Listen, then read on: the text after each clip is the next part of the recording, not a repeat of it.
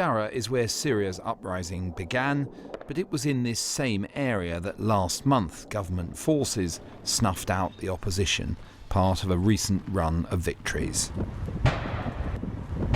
Having hammered insurgent groups in the south of the country, they're heading north, preparing for a big push into the last enemy enclave. The battlefield picture has been transformed during the past 18 months. The high watermark of Syrian rebellion came in the latter part of 2012, with substantial parts of several cities, from Aleppo to Homs, Daraa in the south, and Hama just north of Homs there, under opposition control. And big swathes of the countryside, particularly in the north and east, also lost. The government in pink there held perhaps 30% of Syria. Foreign efforts to support rebel groups focused on so-called liberated zones along the Turkish border and the Jordanian frontier to the south there.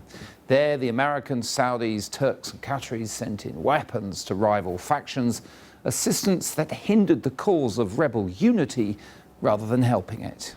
Different Western countries thought that by supporting the opposition in Syria, to the extent that it did not overwhelm the regime, but stayed there to kind of put pressure on the regime, would be the way to push this conflict towards a negotiation and therefore a settlement. But this was a big miscalculation, and what it ended up doing instead is increasing factionalization in Syria, as different people on the ground, whether armed or non-armed, were looking for external patrons to support them without coordinating with one another. Western countries and their Gulf allies have conceded this battle in stages.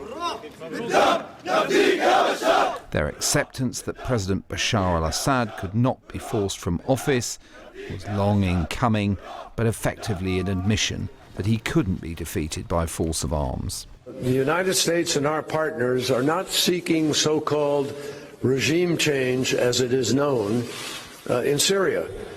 What we have said is that we don't believe that Assad himself has the ability to be able to lead the future Syria. Russia's intervention changed the calculus, as has substantial Iranian help. These developments have allowed Damascus to gain battlefield momentum. The battle to reclaim the country went in phases, focusing first on rebel districts in Homs and Aleppo, then last year reconquering the east, and this year driving the rebels first out of eastern Ghouta, just under the wording that says Damascus there, and then from Daraa, bordering the Israeli-held Golan Heights and Jordan in the far south of the country. Each offensive followed a similar pattern. Districts were pummeled until local people turned on the armed groups, made reconciliation agreements with the authorities, and the gunmen were then bussed out. Most of them were taken to Idlib province, marked in blue there in the north, just to the south and west of Aleppo. The government, having eliminated other pockets of resistance one by one, can now focus its forces there for what many are calling the final battle.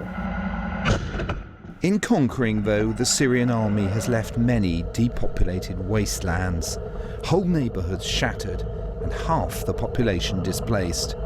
Territorial victory does not yet equal a win over hearts and minds. The regime is not making it easy for people to return from outside Syria. For example, people are subjected to very tough security screenings that is ending up in some people being detained, and this is deterring people from coming back. And that's why the regime victory is not meant to enable Syrian refugees to come back to Syria. If anything, the regime is working hard to keep these people outside of Syria.